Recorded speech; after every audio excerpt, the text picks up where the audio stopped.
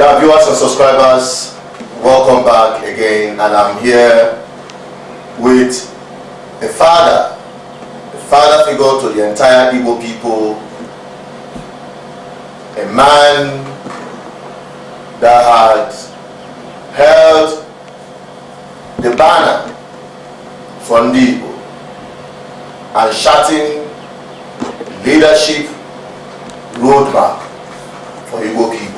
I'm talking about the president of our Igbo Development Foundation, Professor Ozodinma Nwala, to have a chat regarding Ndi Igbo and their future in Nigeria. Sir, it's a pleasure to have you, sir. Thank you, Chinedu.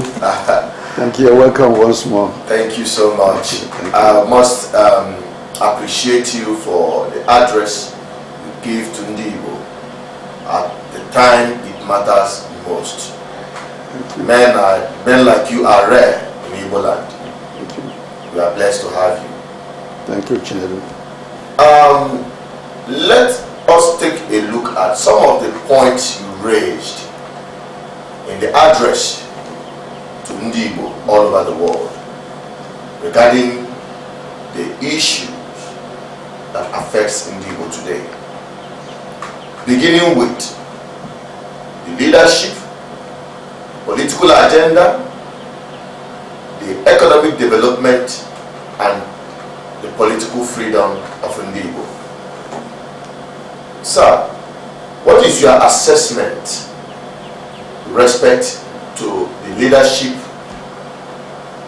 in Igbo land? Political leadership.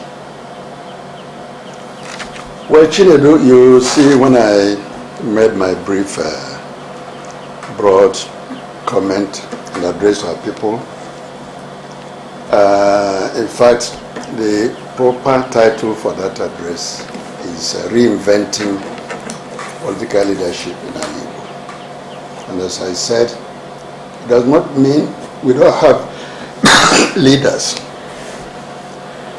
but what people may call political leaders. Okay. But I use the expression that the leadership is not properly blended. There's no common sense of direction. There's no focus, no common agenda, no common strategy among Igbo leaders. We know we have different formations with different broad ideas about Igbo political emancipation and so on and so forth. But how do we get emancipated in such a world as the one that we live now? And these leaderships, also, there's so much individualism. We have a number of them that are very highly committed, but are working as individuals, unlike our enemies, like our rivals, our rivals. There's no common agenda. They don't accept common agenda, except when they talk about political freedom, liberation, and so on and so on and so forth. Even when you talk of the ballot, which has been an issue of contention between them and the younger generation, they don't even have a clear idea of how to use the ballot. They don't even understand the dangers that the ballot poses for them when they don't understand the dialectics and dynamics of ballot struggle. So I think that is what is our number one problem. There's no harmony. We have some very good leaders. For example, when people today, a number of people are interested in the presidency of Nigeria. Yeah, we have a number of them that are very good people who can stand every day. They made president of Nigeria. But you see, they're all working like atomic elements. And our people are looking at them as individuals. If we look at them as members coming from a family, common family, and eventually one of them is going to be there. And if any of them wins, how do we get the others to back him? Without this kind of harmony, you may find that even if we get a president among them, the others may turn to become opposition people, trying to make things difficult for them to work. So that is the problem we have today. There's no common agenda, no common focus. Okay. We must address that. Now, do you think that there is hope that Ndibo will be brought together with one common agenda? And what agenda do you think Ndibo should set as ADF as a body for the emancipation and the freedom of Ndibo? Well, ADF has been very much concerned about governance in Alibo. Let me even throw our mind back. Some few years ago, when things were so bad in Imo State, under our brother Rocha Sokorocha, ADF organized a program we called the Imo Project. And we did a lot of campaign in the media, everywhere, to expose what we think was wrong way of governing a people in the state. And we produced a premier. We sent petitions everywhere to Buhari, to the chairman of the party and all parties, Attorney General, President of the Senate, Speaker, everywhere, pointed out that these things happening by this guy is not the right way to govern a people. And we're able to mobilize all interest groups in Imo State. I remember at one point, over 400 of them had a meeting in my house in Mbaise. We all galvanized ourselves and said, we are not going to be able to throw this guy away before the end of the election comes, but we'll work hard to prevent him from installing his own successor. And we're certainly doing that, And that success was truncated by court judgment? Truncated by court judgment that threw away the man who won the election. And again, maybe Igbo State has come back to square one today. I must be very frank with you. We must go back to square one today. You mean worse than what it were before? What it were? I won't say that one is better or worse than the other. It was quite bad then and now. And we have also intervened at ADF, especially when the herdsmen crossed from Omuwawa across to Mbaise last time. You must have heard of that story. When they came in the night, and then Mbise youths attacked them. Chased them away. And they started demanding millions of naira for loss of their cattle and so forth. And we came into it, we wrote both of them and said that, be a good judge. These guys who came with their cattle roaming around the whole place, their cattle were not, they are not on, their cattle were not on a fasting period. They ate the people's crops, destroyed these things. So they bad it in two ways. And moreover, people don't want them. And we worked hard to resist that again at that point in time. So we are saying that all of us should rise up. Now let's take, for example, recent events, particularly in Anambra State, for example. We followed the euphoria, the campaign of Anambra State, monitored the pulse of the Anambra people, whom they wanted and whom they didn't want. And they worked hard, stood firm. And I believe that what came out eventually as a result of that election is what the people wanted. But what lesson do we draw from that election that produced Sogudo? One lesson we should learn is that we can resist rigging of election early if only we galvanize our youths. Let them do more of defending the ballot, if only we can get everybody elected. We can do a lot to prevent rigging of election. And I think I have also made reference to the initial steps taken by the new person elected, and that is Soludo, in trying to give a picture of political leadership around him that has a pan-Igbo this thing.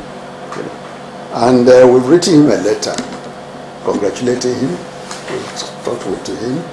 We've also pointed out that Anambra Also, some period in the past, I was very lucky to have a man called a P2B. In fact, ADF has been carrying out research on the 8-year rule of P2B to see how we can make that study available to other leaders to learn from. So Anambra has been very lucky in that sense. So for this guy who has shown some positive step forward, we must give him all the support needed, and try to build up Igbo national integration from that base. Okay. Are you worried about voter apathy among the Igbo and the current demand for Igbos to have a political bloc? Do you think that this voter apathy will, in the long run, mess a lot of things for us? Yeah, the recent figures which are being published or circulated show that the Igbo don't seem to belong in the entire political equation. And we are aware that there has been very massive campaign against participation in elections in Igbo. ADF has, from time memorial, stood against this, against rejection of the ballot as an instrument of struggle. We did it the time IPOB campaigned against election in Anambra State. We called them and said, no, don't go that way, and they listened to us. We've also did it after the election of Obiano. We thank the Anambra people for what they did. We also did support electoral district during the last federal election when Peter Obi and Atiku ran. We worked with Ohaneze to galvanize Igbo to go and vote and support them. So ADF is not against the use of the ballot, electoral struggle. It is very important. That is one instrument the Catalonians have used to make the point, control of their area. And mark you also, one of the instruments ADF has, for which we are recognized all over the world, is our Green Book.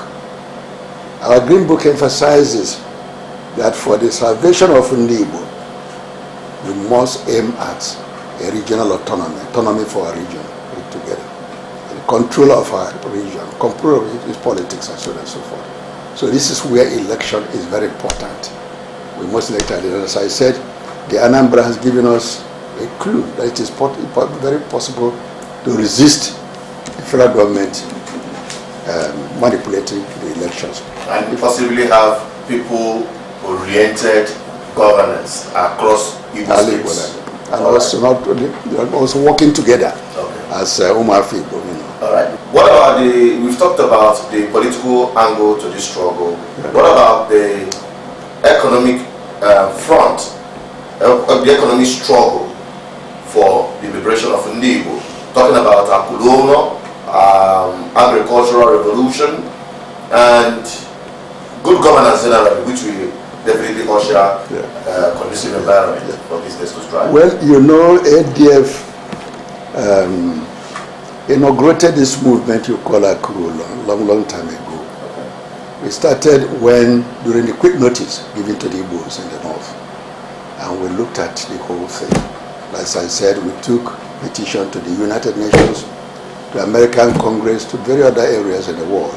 And when we came back home, we visited Igbo, wherever they are, asking them to please begin to look towards Igbo. We had a conference of the Igbos in Abuja, Igbos in the north. The Biafra was there with us. Professor Professor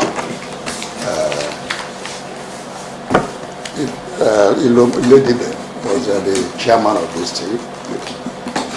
We also had a conference in Lagos, of Umigbo in Lagos, asking them to begin to invest at home, bring back. We have had twice in Lagos. Biafra was with us, and the chairman of the Lagos one was Professor.